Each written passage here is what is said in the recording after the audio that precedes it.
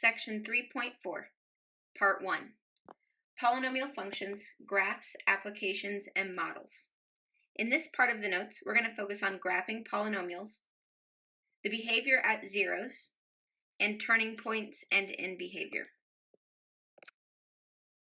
First of all, here are 6 parent functions that you should be familiar with.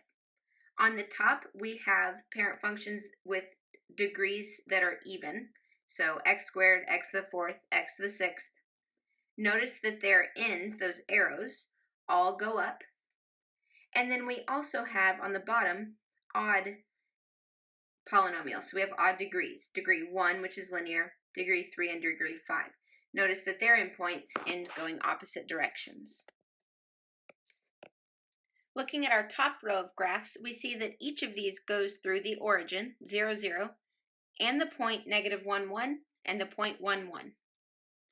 On the bottom, my odd functions all go through the point 0, 0, the origin, and negative 1, and 1, 1.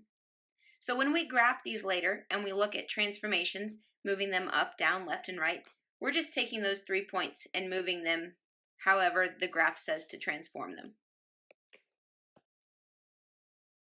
Transformations of parent functions. So this is a really great equation to have in your notes and diagrammed. First of all, if there's a negative out in front of the a, that would mean that we would reflect across the x-axis. Our a value, if it's bigger than 1, we have a stretch. If it's between 0 and 1, we have a shrink or a compress. The h value is always inside the parentheses with the x. If it's a plus h, we're going left, and if it's a minus h, we're going right. K is always on the outside of the exponent. If we have a plus k, we're going up, and a minus k value would mean that we're going down. Example 1. We're going to graph each of the functions and determine the interval for the domain for which the function is increasing or decreasing. So first of all, I have a degree 5 function, so looking back at your parent functions, see what that looks like. And the minus 2, since it's outside of the exponent, this is going to be a down 2. So I get my graph by taking those 3 points and moving them down 2. Next, I'm going to trace my graph from the left, all the way on the bottom arrow, to the right, going up, and I'm going to see that I am increasing the entire time. So we say we're increasing on the entire domain from negative infinity to infinity. For part B, we have a degree 6 polynomial.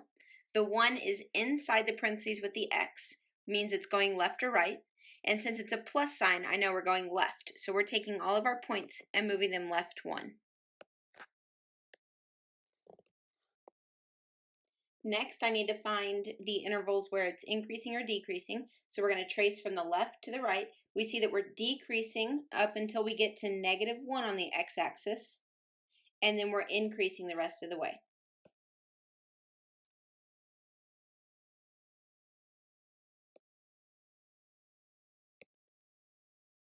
For part C, we have quite a few transformations going on. First of all, that negative out front means that we're going to reflect. The 2 means that we're going to stretch. The minus 1 inside the parentheses says everything goes to the right one. And the plus 3 moves all my points up 3. Anytime I have a stretch or compress or reflect going on, I like to just get my points by plugging in values for x. So we could make a table here. We could plug in negative 1, 0, 1, 2, and eventually we would find points that make the curve that we're looking for. So by plugging in 0, 1, and 2, I was able to find my curve here and graph the function. If I trace from left to right, I see that I am decreasing the entire time. So the interval that I'm decreasing is negative infinity to infinity. Let's focus in on some odd degree polynomials. This first polynomial has 3 zeros. Remember, zeros are just where we cross the x-axis. If you factor that polynomial, you see that we get factors of x minus 1, x plus 2, x plus 3. If you were to set those equal to 0 and solve, you would get our zeros, which are negative 3, negative 2, and 1. That's where my graph crosses the x-axis. We could also have an odd degree function that only has one real zero, like we see in the middle. The other zeros are imaginary, as you can see in the equation. Or we can have two real zeros, as you see in the third one, at -2 and -1. On these, we just have multiplicity that's not 1, and that's why we have something happening other than just going through. So the first two graphs, we just went through the x-axis every time that we came across one of our zeros. But in the third graph, at the -2, we do something called wiggle. See how it kind of flattens out for a second?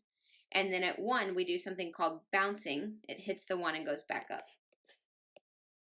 My domain and range for all odd degree functions will always be -infinity to infinity for both the domain and range, because I have arrows going in opposite direction on each of these, so they're forever going up and down, and they're also forever going to the left and right. So they span the entire y-axis and the entire x-axis.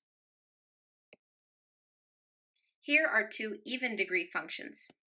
The first one has 4 real zeros, and the second one, we've got 3 real zeros, and a couple of the zeros have a bounce or a wiggle happening at them. We'll talk about that some more later. But this time my domain and range are not going to be all real numbers for both of them. Domain is still all real numbers. See how my arrows are going to the left and right forever? But the range is going to be different. On this right graph, see how we have a maximum point right here at k? We don't have any part of our graph above that k value. Same thing with the left graph. We don't have any part of our graph below that k value. So we'll have one of two options. We'll either have k to infinity, which would be this first graph right here, or our range would look like -infinity to k, depending on whether my arrows are going up or down. Now let's talk about what happens at each of our zeros. The behavior of a graph at a zero depends on the multiplicity of the zero as determined by the exponent on the corresponding factor. So in this example, we're going to talk about multiplicity of 1. If we have a multiplicity of 1 for a 0, then we just cross right through the x-axis. If we have a multiplicity of an even number, so 2, 4, 6, 8, and so on, then what we do is we bounce, or you can call it turn, at that 0. So we'll come down to the x-axis, we will put a dot at the 0, and then we'll turn and go back the way we came.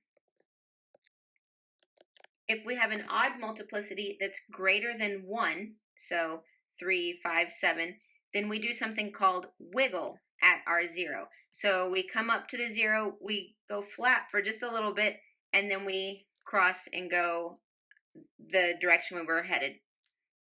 The higher that multiplicity, the flatter it looks. We can see this really well in the parent functions that we talked about earlier. Each of them has a 0 at the origin, and we can see how they act different. So the top row all has even multiplicity, so we bounce. Notice as the exponent gets bigger, the graph looks like it's getting flatter at that spot. Still bouncing, but it kind of flattens out there. For my odd degree at the bottom, whenever we had degree 1, so the first one, the linear, it just goes straight through my 0.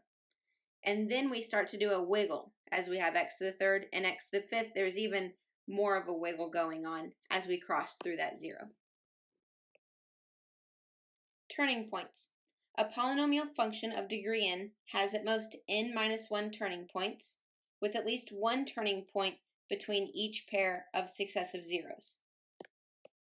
So let's look at this example. I've graphed f of x over here in red.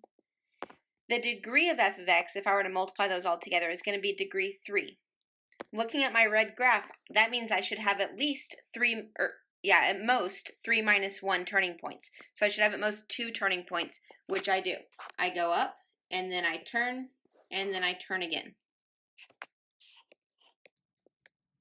Now we look at end behavior. So we have 4 options for end behavior. The top 2 here are any time that our degree is even. So if we have an even degree, the end behavior is either going to be both arrows going up or both arrows going down. If we have an odd degree, our arrows are going to go opposite directions. Now let's look at our leading coefficient. Remember, a is the coefficient on your x that has the highest exponent. If a is positive, so a is greater than 1, then we're going to end our graph going up. So anytime our leading coefficient is positive, we're going to end going up. Anytime our leading coefficient is negative, we're going to end our graph going down. So let's try to apply the end behavior to these 4 problems. You have functions f, h, g, and k.